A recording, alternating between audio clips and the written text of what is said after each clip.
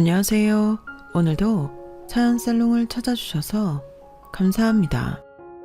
저는 성동구에 사는 70대 중반의 할머니예요. 한강과 그 맞은편에 아름다운 서울 풍경이 보이는 좋은 아파트에 살고 있죠. 제가 여기에 살게 된 건 불과 몇 달 전부터예요. 한 6, 7개월쯤 됐으려나요? 저는 제가 먹은 나이만큼이나 산처럼 높고 계곡처럼 내려가는 세월을 보냈어요. 그래서 젊을 때 첫 딸과 헤어지기도 했고요. 다 늙어서는 아들놈한테 배신도 당했네요. 지금은 제가 헤어졌던 딸의 양엄마와 함께 살고 있어요. 어떻게 이렇게 됐는지 지금부터 차분히 이야기해 볼게요. 저는 저 아래 남쪽 지방에서 어린 시절을 보냈어요. 저희 집은 벼농사 밭농사를 많이 했고 동네에서 나름 잘 산다는 소리를 들었죠. 옛날에 우리 같은 시골에서는 아무리 돈이 있어도 딸들은 공부를 많이 안 시켰거든요. 저희도 그랬어요. 저도 아빠가 학교 빠지고 밭일 도우라고 하면 꼼짝없이 그래야 했고요. 저는 원래 부모님하고 일하는 걸 좋아했기 때문에 불만은 없었어요. 꼭 공부를 해서 고등학교에 가고 대학을 가고 뭔가 되어야 한다는 마음이 없었기 때문인지 제 생활을 당연하게 받아들였고 재미있었어요. 먹고 살 걱정도 없었고 앞날에 대한 불안도 없었네요. 하지만 갑자기 엄마가 쓰러지시면서 저희 집 분위기는 확 바뀌었어요. 제가 막 고등학교를 졸업하고 얼마 안 되었을 때였거든요. 저는 대학에 갈 생각은 없었지만 당시에는 회사 격리가 될 수 있는 학원이 있어서 도시로 나가 그런 데에 들어가 볼까 싶었는데요. 저희 동네에서 같이 뛰놀고 자란 언니 한 명이 도시로 나가 몇 년 있더니 무슨 회사 격리가 됐다며 돌아왔는데 어찌나 세련되고 예뻐졌는지 너무 부럽더라고요. 그래서 나도 격리학원 보내달라고 아버지한테 조르고 있었을 때였어요. 하지만 엄마가 중병으로 쓰러지시면서 저는 엄마 옆에서 병수발을 들어야 했어요. 위로 3명의 오빠가 전부 도시로 나가서 살고 있었고 저와 여동생만 있었는데 여동생은 저랑 7살 차이가 나서 많이 어렸거든요. 제가 집안일도 하고 엄마 병간호도 했죠. 그걸 당연하게 생각했고요. 아버지는 엄마가 아프니 많이 속상해하시고 충격도 받으셨던 것 같아요. 어떻게든 엄마를 고쳐보려고 큰오빠가 있는 서울의 대학병원까지 가서 입원도 했지만 손 쓸 수가 없다는 말만 들었어요. 그래도 엄마는 제 옆에서 5년을 더 계시다가 하늘나라로 떠나셨어요. 엄마는 기운이 좀 있는 날에는 제 손을 꼭 붙잡고 이런 말씀을 하셨어요. 우리 경옥이 격리학원 갔어야 되는데 좋은 사람 만나 결혼해야 되는데 엄마 때문에 이러고 있어서 어쩌누. 에이, 왜 그래 갑자기. 그깟 격리학원이 뭐라고. 그때 잠깐 바람 불었던 거라 지금은 아무 생각 없어. 별로 가고 싶은 생각도 없고. 결혼은 엄마 다 낫고 건강해지고 하면 되지. 그러니까 얼른 기운 차리고 일어나. 아휴, 우리 착한 딸.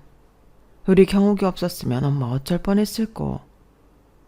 엄마는 눈가가 촉촉하게 젖어서 제 머리를 쓰다듬어 주셨어요. 아픈 엄마였지만 저는 그럴 때마다 마음이 안심이 되는 기분이 들었어요. 엄마가 보호해주고 있는 것 같은 편안한 말이에요. 그래서 2달 후 엄마가 돌아가셨을 때 얼마나 목 놓아 울었는지 몰라요. 아빠도 오빠들도 여동생들도 다 슬플 텐데 저를 달래고 위로하느라 바빴죠. 그때는 엄마 병명을 잘 몰랐는데 지금 생각해보니 암이었던 것 같아요. 지금처럼 의술이 발달했으면 더 오래 사셨을지도 모르는데 그런 생각을 하며 한도 끝도 없이 후회스럽고 시대 탓을 하게 되네요. 엄마가 돌아가시고 나니 저는 어느덧 26을 바라보고 있었어요. 아버지도 그제야 저 결혼 못 시켰다고 걱정이 대단하셨어요. 아이고, 내가 생각이 모자라 우리 경옥이 짝도 못 찾고 나이만 이렇게 먹었네.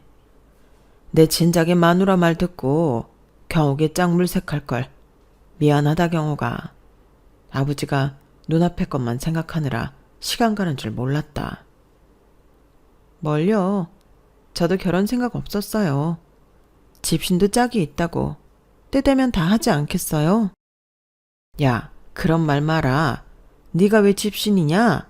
예쁜 꽃신이지. 오색수 넣은 예쁜 꽃신이 그런 말하는 거 아니다.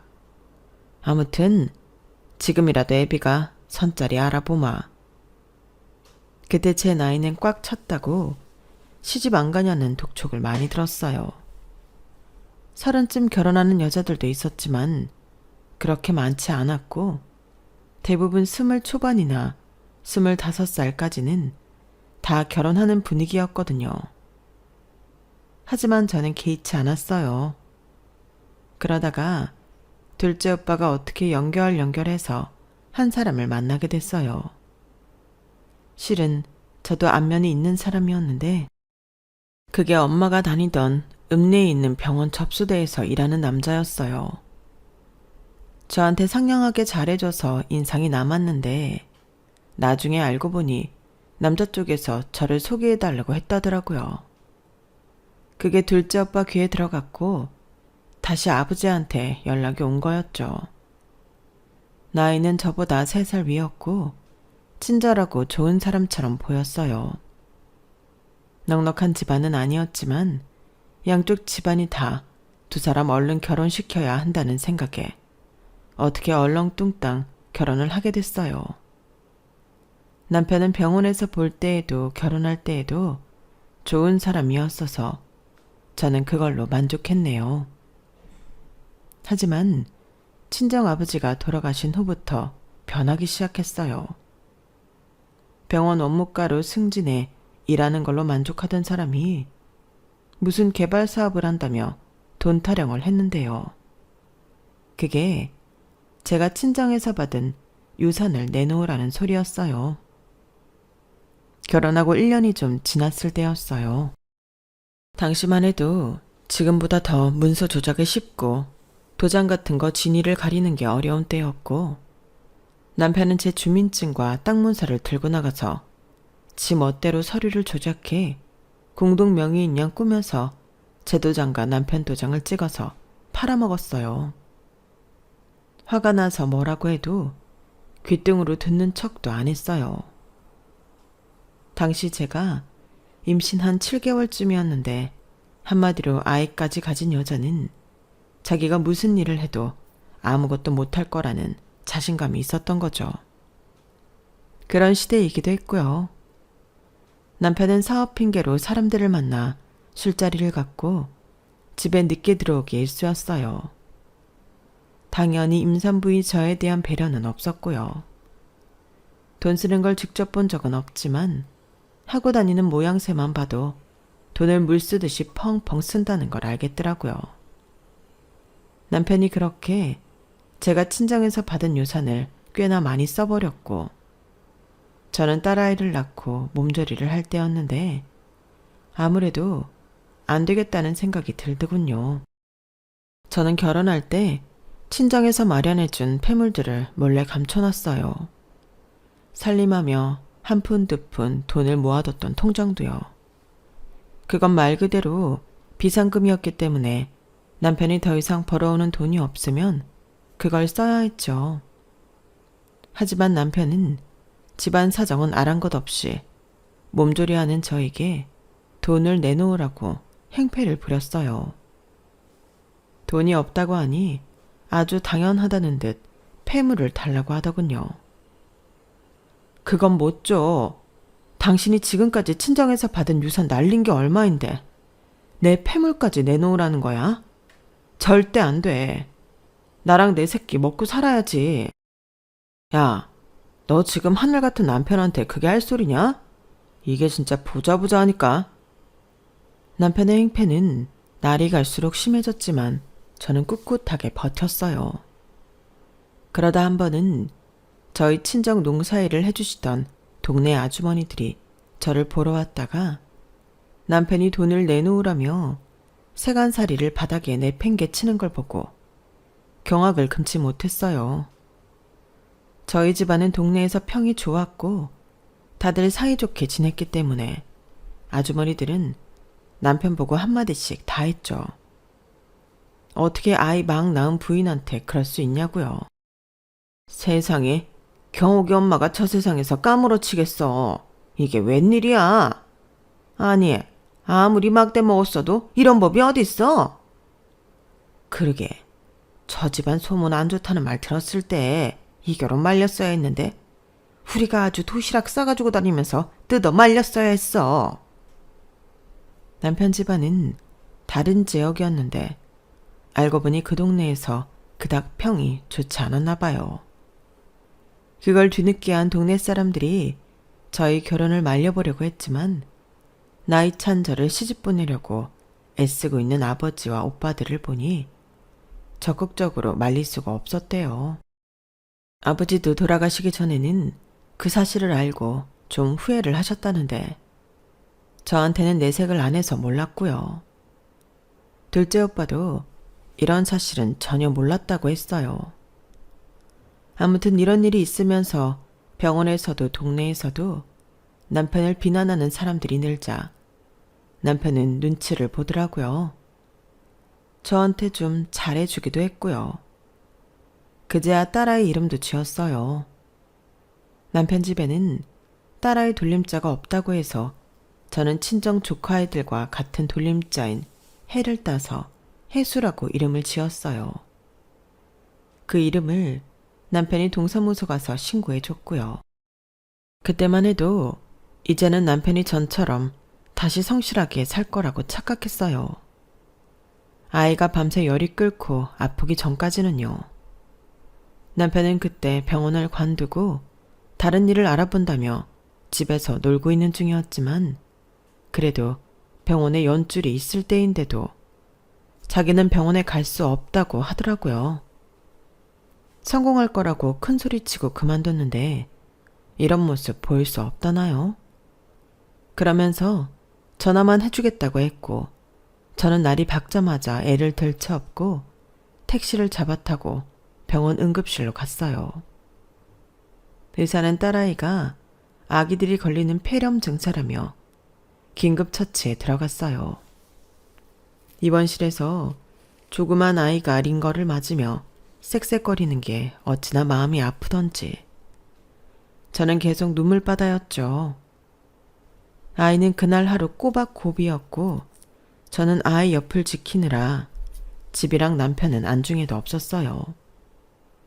그리고 다음날 점심시간쯤이 돼서야 아이가 열도 내리고 진정이 됐는데 그 전에 집에 왔던 아주머니가 황급히 저를 찾아왔더라고요. 아유, 경호가 네 집 가봐라. 큰일 났다. 나는 김치 담은 거 좀 주려고 갔다가 깜짝 놀랐잖아. 집이 다 뒤집혀서 난장판이고 네 신랑 집은 보이지도 않는다. 없어졌어.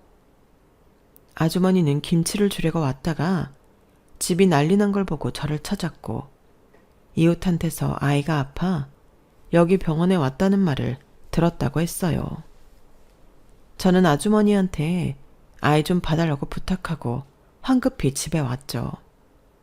아주머니 말대로 집은 아수라장이 돼서 제대로 된 살림살이를 찾아보기도 힘들 지경이었어요.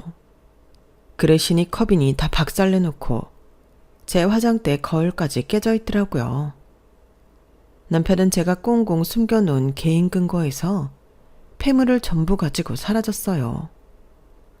전날 병원에 가기 창피하다고 전화만 해주겠다고 했던 게을러 보이고 짜증난 얼굴이 남편의 마지막 모습이었어요. 저는 망연자실해서 그 자리에 털썩 주저앉았어요. 정말 막막하더라고요. 그래도 아이와 살아야 했기에 힘을 냈는데 딸이 퇴원한 후 알게 된 충격적인 사실이 있었어요. 남편이 집까지 저당 잡혀서 돈을 해먹고 도망갔다는 거였죠. 결국 집은 빚쟁이들한테 넘어갔고 저는 집에 남은 것들 중 그래도 돈이 되는 것들을 모아 팔았어요. 더 이상 그곳에 있을 수 없어서 저는 둘째 오빠가 있는 대도시로 갔어요. 거기서 오빠가 소개시켜준 시장통 식당에서 일을 하게 됐죠. 둘째 오빠는 자기 때문에 제가 이상한 사람 만나 고생하게 됐다고 미안해 했어요. 저는 그러지 말라고 했고요. 어떻게 사람이 남의 속마음 본성까지 다 알 수 있겠어요. 오빠 잘못이 아니니 그러지 말라고만 했네요. 거기서 저는 딸이 5살 생일이 될 때까지 일을 했어요. 오빠들은 저를 도와주고 싶어 했지만 정말이지 힘든 일이 한꺼번에 온다고 이상하게 저희 오빠들도 다 하는 일이 안 되고 고생스러울 때였어요. 막내 오빠는 하다 안 돼서 해외로 이민까지 가버렸어요. 거기에 가서 뭐라도 해먹으며 살겠다고요. 저도 저대로 버티다가 결국 병을 얻고 말았어요. 갑상선 기능에 문제가 생겼는데 너무 피곤해서 일을 제대로 할 수가 없겠더군요. 그때 제가 식당에 있으면서 개인적으로 반찬 주문을 따로 받았어요. 식당 사장님도 제 음식 솜씨가 좋다며 오히려 저한테 돈 벌라고 주문을 받으라고 등 떠밀어 줬네요. 그렇게 반찬을 주문하는 집들은 거의 잘 사는 사람들이었어요. 돈 좀 있는 사모님들이었죠. 그중 한 집이 사업하는 집이었는데 사모님이 제 또래에 참하고 좋은 분이었어요. 제 딸을 유독 예뻐했는데 알고 보니 아이를 못 낳는다고 하더라고요. 아이를 너무 갖고 싶은데 못 갖는다니 딱해서 제가 더 잘해줬었네요. 그런데 그 집에서 저희 딸을 양녀 삼고 싶어 한다는 얘기가 심심찮게 들려왔어요. 저는 그런 일은 절대 있을 수 없다고 잘라 말했고 그 뒤로 그 사모님과 만나지 않고 있었어요. 저는 몸이 너무 안 좋아서 일을 할 수도 없었고 한국에 있는 두 오빠는 저를 도울 형편이 안 됐어요. 여동생도 좀 먼 데로 시집가서 보기가 힘들었죠. 정말 온 집안이 가장 힘든 시기였네요. 그때 그 사모님이 집에 누워있는 저를 찾아와서 설득했어요. 제가 혜수를 정말 예뻐하고 좋아해요. 나한테 이런 딸이 있으면 얼마나 좋을까 항상 생각해요. 경옥 씨, 제가 혜수 정말 잘 키울게요. 혜수가 좋은 옷 입고 하고 싶은 거 다 하면서 잘하는 게 좋지 않겠어요? 네? 사모님은 몇 차례씩 저를 찾아와서 열심히 설득했고 어느 날 동네에서 돈 없는 거지라고 또래 아이들한테 놀림을 받고 우는 딸을 본 저는 피눈물을 흘리며 아이를 보내기로 결심했어요. 혜수야, 엄마 잊지 마. 엄마도 우리 혜수 절대 안 잊을 거야. 엄마가 미안하다. 이렇게 혜수랑 헤어지게 만들어서 정말 미안해. 우리 딸 엄마가 너무너무 사랑해. 그래서 보낸다는 거 잊지 말아줘. 저는 마지막으로 아이를 꼭 안고 저와 둘이 찍은 사진이 든 목걸이를 짐에 넣어주었어요. 아이가 저에게 손을 흔들고 고급 승용차에 타는데 정말 가슴이 찢어진다는 게 뭔지 알겠더군요. 눈에 넣어도 아프지 않은 내 자식이 내 품을 떠나는 차의 뒷모습을 보며 저는 결국 통곡을 하고 말았어요. 그 자리에 주저앉아서 얼마나 울었는지 몰라요. 한동안 끙끙 앓아 누웠던 저는 2달 만에 자리에서 일어났고 언젠가 다시 만날 딸을 위해서라도 열심히 돈을 벌어야겠다고 다짐했어요. 저는 어느 회사의 매점에 취직을 해서 일을 하게 됐어요.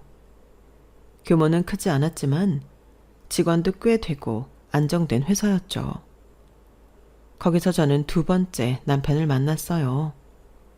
그 사람은 회사 부사장이었는데 항상 제일 먼저 출근하고 제일 늦게 가는 저하고 출퇴근 시간이 겹칠 때가 많아서 자주 인사를 하다가 가까워졌어요.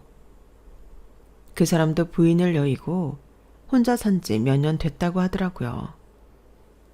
처음에는 저렇게 높은 사람이 나한테 무슨 관심이 있겠나 했는데 그 사람은 진심이었어요.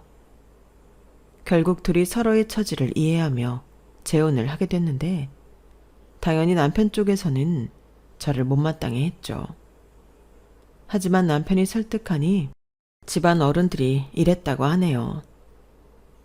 그래, 서로 상처를 보듬어주며 사는 것도 나쁘지 않겠지. 네 나이에 이제 와서 뭘 따지겠니? 우리가 간섭하는 것도 좀 우습다.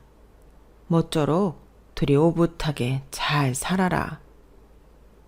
그렇게 말씀해 주신 시댁 어른들이 참 감사했어요.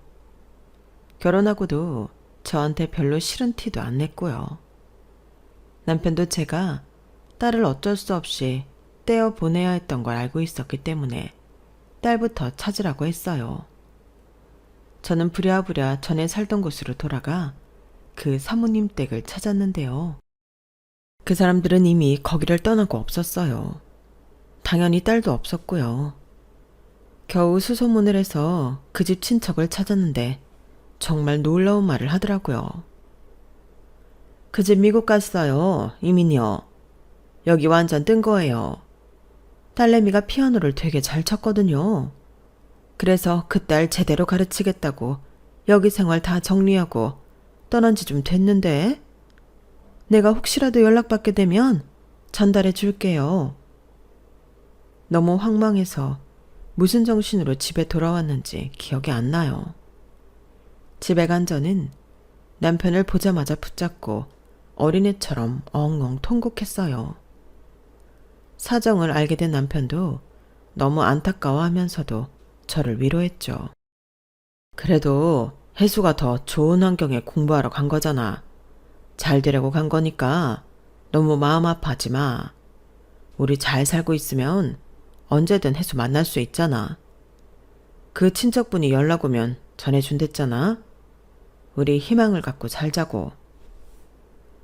남편 말이 맞았어요. 아이는 더 좋은 데에서 잘 되려고 갔으니 제가 못 본다고, 아니 만남이 늦어진다고 슬퍼만 할 일이 아니었죠. 저는 해줄 수 없었던 걸 그 집에서 해주고 있는데 감사해야 할 일이었죠. 저는 좋은 쪽으로 생각하며 매일 딸이 건강히 무사히 잘 지내기만을 빌었어요. 그러는 사이 저도 아이를 갖게 되었고 아들을 낳았네요. 30이 훌쩍 넘은 나이라 그때로 치면 노산에 속했지만 아이도 탈 없이 건강하게 태어났고 저도 특별히 나쁜 곳이 없었어요. 남편은 그때 친구네 의료기기 회사로 옮겨 이사로 있었는데요. 어찌나 좋아하는지 회사 직원 전부한테 아들 태어났다고 선물을 했어요. 남편과 전부인 사이에서 자식이 없어서인지 시댁 어른들이 굉장히 좋아했고 저한테도 선물을 많이 보내주셨어요. 첫 딸이 태어났을 때에는 친정 외에 축하 인사도 제대로 받지 못했어서 나한테 이런 일이 있을 수 있다는 게 얼떨떨하고 신기했어요. 한편으로는 이만큼 축하받지 못했던 딸 생각에 좀 울적해지기도 했고요. 아들을 키우면서 저는 더더욱 속으로 딸이 잘 지내기를 기도하게 됐어요. 딸의 소식은 계속 들을 수 없었는데 저희도 한번 이사를 하고 근 친척도 다른 지역으로 가버리면서 연결이 되지 않았거든요. 그저 어쩔 수 없이 모든 걸 하늘에 맡기는 심정으로 살았어요. 아들은 고등학교 때까지는 잘 자라줬어요. 하지만 대학에 들어가서부터 좀 이상한 친구들과 어울리는가 싶더니 학점도 안 따고 계속 학사 경고를 받더라고요. 남편과 제가 무슨 말을 해도 소용이 없었어요. 아, 진짜. 내가 고등학교 때까지 꼭두각시처럼 하라는 대로 했으면 됐지. 뭘 더 바라는 거야. 이제 내 맘대로 살 거야. 나도 다 컸잖아. 성인이라고. 집안 백만 믿고 흥청망청 사는 친구들과 어울리던 아들은 결국 학교에서 퇴학당했고 어쩌다 구한 일자리도 잘리기 일쑤였어요. 결국은 남편 회사 공장에 부사장 직위를 주고 앉혀놨는데요. 거기서 아들은 기계 오작동 사고를 내고는 집에서 저와 남편의 통장에 돈을 훔쳐 어디론가 잠적해버렸어요. 찾으려고 해도 전혀 연락이 되질 않았죠. 남편은 그 일로 충격을 받아 건강이 악화됐고 1년도 되지 않아 은퇴해야 했어요. 남편은 자기가 너무 아들을 오냐오냐 해준 것 같다며 깊은 후회를 했네요. 늦게 얻은 외동아들이라서 남편뿐 아니고 온 집안 식구가 그의 말이라면 벌벌 떨었던 게 사실이에요. 그게 어디 당신 탓만이겠어. 나도 성태 때문에 해달라는 대로 다 해줬잖아. 너무 자책하면 몸에 더 안 좋아. 그러지 마. 남편은 그러고 2년을 더 살았는데 당시 신장이 너무 나빠져서 계속 투석을 해야 할 정도로 힘들었어요. 남편이 저 세상으로 가고 나서 더 기막힌 일이 벌어졌는데 그때 상당했다고 겨우 연락을 한 아들놈이 장례를 치르자마자 저한테 남은 아파트까지 팔아먹고 다시 사라진 거였어요. 정말 인생이 너무나 더덥고 허무하더라고요. 삶의 끝이 이런 건가 싶어 나쁜 생각도 해봤지만 그러면 먼저 간 남편 볼 면목이 없을 것 같아 이를 악물고 살아야 했죠. 저는 여동생 가족의 도움으로 경기도권의 방 하나짜리 작은 빌라에 들어갈 수 있었어요. 거기서 첫날 밤에 자려고 누웠는데 잠은 오지 않고 지나온 시간들만 떠오르더라고요. 전 남편의 재산을 다 털어먹고 어디론가 잠적해버리고 이제는 제 아들놈이 똑같은 짓을 했다는 게 무슨 영화 같기도 하고 꿈을 꾸는 게 아닌가 싶더군요. 그러면서 헤어진 딸이 더 보고 싶어졌어요. 어딘가에서 딸아이는 잘 살고 있을 거라는 희망 하나를 놓지 않으려고 애썼죠. 그 힘으로 저는 여동생이 운영하는 식당에 가서 카운터를 보게 됐어요. 여동생 남편이 하는 식당이었는데 제법 자리를 잘 잡았고 손님이 많아서 그 지역에서는 좀 유명했어요. 덕분에 제가 먹고 살 수 있어서 너무 감사했고요. 그러면서 저는 딸아이에 대해 알아보려 무진 애를 썼어요. 하지만 좀처럼 딸이 입양을 간 집안 식구들을 찾을 수가 없었고 시간만 더덥실렀어요. 3년 정도 지나니 이제는 다 포기해야 하나 싶은 생각이 들더라고요. 어느 날 아침 일어나서 거울을 보는데 거울 속에는 바짝 마르고 쭈글쭈글해진 늙은 여자가 있더군요. 저도 모르게 한숨이 나왔어요. 에휴, 그래, 다 포기하자. 어디선가 잘 살고 있겠지. 무소식이 희소식이라잖아. 성태도 어디선가 잘 살고 있을 거고 혜수는 정말 잘 됐을 거야. 이제 그만 다 놓아버리자, 경호가. 그렇게 마음을 다 놓고 한 일주일쯤 지났을 때였어요. 여느 때처럼 식당에 출근을 했는데 식장 앞에 웬 중년의 여자가 서성대고 있더라고요. 어딘가 모르게 세련되고 우아한 여자였어요.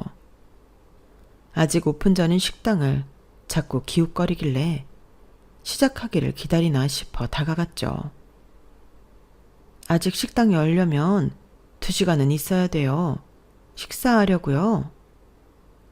제 목소리의 여자는 놀란 눈으로 저를 돌아보더라고요. 그리고 빤히 저를 보는데 저도 어째 그 여자한테서 눈을 뗄 수 없더군요. 분명 모르는 사람인데 어딘가 익숙하고 정이 갔어요. 여자는 금세 눈에 눈물이 그렁그렁해지더라고요. 이경옥 씨 맞죠? 그렇죠. 옛날에 땡땡땡도 땡땡시에 살던. 맞죠? 저는 순간 다리에 힘이 풀리고 가슴이 뭔가 맞은 것처럼 덜컹거렸어요. 중년의 고상한 여자 얼굴 안에는 제가 매일 밤 그리워하던 5살 혜수의 모습이 있었어요. 너 혹시 설마?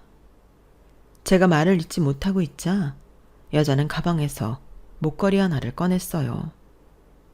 저와 제 딸의 사진이 들어있는 목걸이였죠. 제가 입양 갈 때 줬던 거였어요. 사진 속의 저와 딸은 빛이 바래져 있었지만 어리고 어린 혜수와 젊은 시절의 제가 분명했어요. 엄마 나야. 혜수야 엄마. 딸의 목소리는 울음에 잠겨 겨우 새어나왔어요. 저는 덜덜 떨리는 손으로 딸의 손을 덥석 붙잡았어요. 혜수냐? 진짜 혜수야? 내 딸 맞아? 어? 어머나 세상에. 감사합니다. 감사합니다. 저는 딸을 부둥켜 안고 엉엉 울며 감사하다는 말만 반복했어요. 딸 역시 눈물을 펑펑 쏟았고요. 잠시 후 식당에 나온 여동생 부부가 저희를 보고 놀라서 어쩔 줄 몰라 하더니 얼른 저희를 자기 집으로 데려갔어요. 거기서 진정을 한 저희는 그제야 대화다운 대화를 할 수 있었어요. 엄마가 너 엄청 찾았어. 그런데 도저히 연락처를 알 수가 없더라고. 이제는 안 되는가 보다 하고 있었는데 이럴 수가. 어떻게 이런 기적이? 나도 한국에 들어와서 계속 엄마 찾았어. 그러다가 옛날에 외갓집에서 일했다는 할머니 통해서 계속 사람 찾아다니며 엄마 있는데 찾아낸 거야. 근데 엄마, 왜 식당 일을 하고 있어? 그동안도 계속 힘들었던 거야? 저는 그간 어떤 일이 있었는지 딸아이에게 대충 이야기를 해줬어요. 딸도 자기가 살아온 이야기를 하더군요. 입양간 부모는 너무 좋은 사람들이라서 이름도 바꾸지 않고 친엄마도 잊지 말라고 해주었대요. 그리고 딸이 피아노를 너무 잘한다니까 바로 미국에 있는 교수를 만났고 그 교수가 가르쳐보고 싶다고 해서 미국에 갔다고 하네요. 그때 양어머니가 미국에 가는 연락처를 다른 사람에게 전해줬는데 그 사람이 다른 데로 이사를 가면서 저한테 전해주지 않아서 일이 꼬인 거였어요. 아무튼 처음에는 모든 게 잘 되었는데 딸이 대학에 들어갈 무렵 미국에서 친척과 동업하던 양아버지 사업이 어려워졌고 그때 좀 힘들었대요. 딸은 장학금을 받으면서도 돈을 벌어야 했다고요. 하지만 그 후 무사히 대학원까지 졸업했고 여기저기 콩쿠르에서도 상을 타서 미국 내의 작은 대학에서 강의를 할 수 있었대요. 그러다가 한국인 남자를 만나 결혼을 해서 살고 2년 전쯤 귀국했다는 거였어요. 저는 딸의 손을 연신 쓰다듬으며 말했어요. 다행이다 우리 딸. 그래도 큰 고생을 오래 하지 않아 너무 다행이야. 우리 딸 너무 고맙다. 이렇게 잘 커져서 잘 살아줘서 너무 고마워. 내가 이걸 보려고 지금까지 살았나 봐. 무슨 말이야 엄마. 엄마 인생 지금부터야. 이제 나랑 그리고 우리 양부모님이랑 재밌게 잘 살아야지. 엄마 사위도 만나야지. 이제 아무 걱정 마라. 내가 엄마 돌볼 거니까. 그러면서 딸은 저를 꼭 안아주었어요. 저는 그날로 사위를 만났어요. 국제 변호사라는 사위는 한국의 명문대학 교수로 들어왔더라고요. 딸도 예술고등학교에서 레슨을 한다고 했어요. 손녀, 손자도 있었고요. 그걸 보니 제 마음의 응어리가 다 풀어지더라고요. 이걸 보려고 내가 고생을 했구나 싶어 그저 모든 게 감사했어요. 그로부터 한 달쯤 지나 미국에서 딸아이의 양엄마가 왔어요. 양아버지는 몇 년 전에 돌아가셔서 사모님도 이제 다시 한국에서 살기로 했다는군요. 저는 사모님을 거의 50년 만에 다시 만났어요. 살아있으니 이렇게 다시 만나네요. 연락 못해서 미안해요. 저는 당연히 아는 줄 알고 있었는데 미안해요. 아니에요, 사모님. 저야말로 감사합니다. 우리 혜수 저 잊지 않게 해주시고 이렇게 잘 키워주셔서 정말 감사해요. 사모님이라뇨. 이제 그렇게 부르지 마세요. 우리 서로 혜수 엄마라고 부르면 어때요? 나는 그러고 싶은데요. 저와 사모님은 서로를 보며 웃었어요. 그리고 저는 딸아이가 마련해준 지금 사는 성동구 아파트로 왔고요. 혜수를 키워준 양엄마와 함께 살게 됐죠. 이사 오면서 딸 부부는 여동생 부부한테 고맙다고 사례까지 했어요. 저 대신 인사까지 해주니 그제야 내 새끼를 찾았다는 실감이 나더라고요. 너무 고마웠고요. 여동생 부부도 너무 잘됐다고 자기들 일처럼 좋아해줬어요. 딸네 집하고도 가까워서 자주 오갔고 그새 여행도 2번이나 갔다 왔네요. 그동안 먹고 사느라 제대로 만나지 못했던 오빠들 집도 갔고요. 제 평생에 이렇게 편안하고 마음 놓인 시간이 없었어요. 그런데 한 달 전쯤 아파트를 해먹고 달아났던 아들 녀석이 제 앞에 나타났어요. 딸아이가 고등학교에 가서 학생들 레슨하는 날이라 제가 손자 손녀 챙겨주려고 딸네 집에 갔다가 돌아오는 길이었어요. 아파트 공원에서 누가 저한테 달려오는데 보는 순간 너무 놀라 말도 안 나왔어요. 그런데 이놈이 저를 보자마자 돈 좀 해달라는 거였어요. 엄마, 내가 진짜 급해서 그러거든. 헤어진 누나 찾았다며. 그 집 꽤 잘 산다던데. 매형이 국제 변호사에 대학 교수면 돈 많을 거 아니야. 엄마한테 뭘 좀 해줬을 텐데. 그거 나 좀 주라. 어? 내가 진짜 더는 돈 빌릴 데가 없어서 그래. 내가 진짜 잘하려고 했는데 요즘 경제가 너무 바닥이잖아. 그러니까 버틸 수가 없더라고. 나도 엄마한테 그렇게까지 하고 떠나기 싫었는데 진짜 잘 돼서 다시 나타나려고 했어. 다 갚아주려고 했어. 그러니까 돈 좀 해줘. 혹시 엄마한테 없으면 누나한테 얘기 좀 해줘. 어? 너 나를 나 몰라라고 아파트까지 팔아먹고 연락도 다 차단하고 찾지도 못하게 해놓고 내가 여기 있는 건 어떻게 한 거야? 그러니까 내가 대충 어떻게 사는지는 알고 있었던 거네. 내가 그 단칸방 낡은 빌라에 살 때는 한 번도 들여다보지도 않아 놓고 번듯한 데로 오니까 뭐? 이제 와서 돈을 해달라고? 누나? 누나 매형 소리가 잘도 나오는구나. 나 너 더 이상 내 자식이라고 생각 안 하기로 했어. 너 마음에서 놓은 지 오래됐다고. 그러니까 더 이상 찾아오지 마. 엄마 제발. 나도 그러려고 하던 게 아닌데 이 망할 놈의 옆에 내가 돈을 너무 펑펑 쓰는 바람에 다 사달이 난 거야. 엄마 한 번만 나 한 번만 봐주라. 네가 퍽도 네 마누라 때문에 이렇게 됐겠다. 내가 널 몰라? 나랑 네 아빠가 평생 제일 후회한 게 뭔지 알아? 네 하자는 대로 다 해준 거. 그렇게 너를 떠받들지만 않았어도 네가 이런 망나니는 되지 않았을 텐데.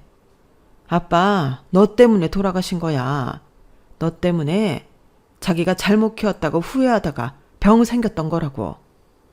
그런 아빠 재산을 네가 다 털어먹었잖아. 그런데 감히 어디 이제 와서 얼굴을 띠밀어. 너 한 번만 더 내 앞에 나타나봐. 나 가만히 있지 않을 거야. 내가 경찰이라도 불러서 쫓아낼 테니까 그렇게 알아. 여기 경비 아저씨, 이 남자 좀 쫓아주세요. 여기 주민도 아닌데 와서 사람 괴롭히네요. 제가 불호령을 하자 아들은 별 수 없이 아파트 단지를 떠났어요. 저한테 엄마가 맞냐며 끝까지 불평을 하더군요. 그래도 저는 마음을 단단히 먹었어요. 남편이 그렇게 간 것도 제가 그 고생을 한 것도 너무 뼈 아팠거든요. 그리고 이러지 않으면 아들은 평생 정신을 못 차릴 것 같았어요. 결국 아들은 이혼을 하고 지방 어디로 내려간다는 것 같았어요. 하지만 저는 그래도 아들한테 답을 하지 않았어요. 그 녀석은 고생을 해봐야 될 것 같아서 말이죠. 저는 이렇게 자식 하나를 다시 돌려받고 자식 하나는 또 멀리 보내게 됐네요. 정말 인생은 무슨 일이 일어날지 알 수 없다는 생각이 드는 요즘이에요. 하지만 분명한 건 자식이라고 무조건 편들어주고 감싸는 게 능사는 아니라는 거예요. 딸아이는 양부모님이 사랑을 주면서도 엄격하게 키웠더라고요. 저와 남편은 그러지 못했거든요. 그게 너무 후회스러웠어요. 이제 와서 얼마나 바로잡힐지는 몰라도 지금이라도 아들이 바른 길을 갈 수 있기를 바라는 마음에서 냉정해지려고 해요. 저는 딸의 영엄마와 함께 손자 손녀 돌보며 말 그대로 오붓하게 지내고 있어요. 참 행복한 시간이 주어져서 감사할 뿐이에요. 제 이야기는 여기까지예요. 긴 사연 들어주신 분들 모두 감사드리고요. 다들 행복하세요. 여러분, 사연 댓글에 응원과 현명한 조언 부탁드려요. 좋아요와 구독은 저에게 큰 힘이 됩니다. 오늘도 좋은 일 가득하세요.